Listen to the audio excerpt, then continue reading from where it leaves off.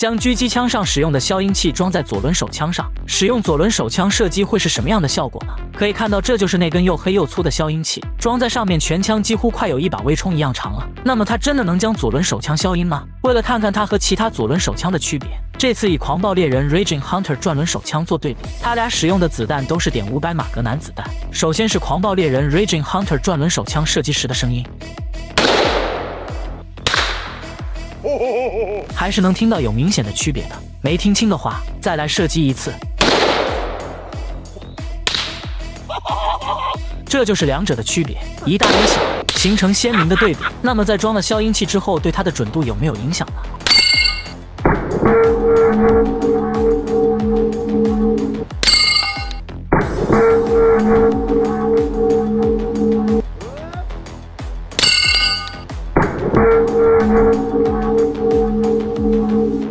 可以看到还是很准的，几乎是指哪打哪。不过在装了消音器之后，气体排出的很少。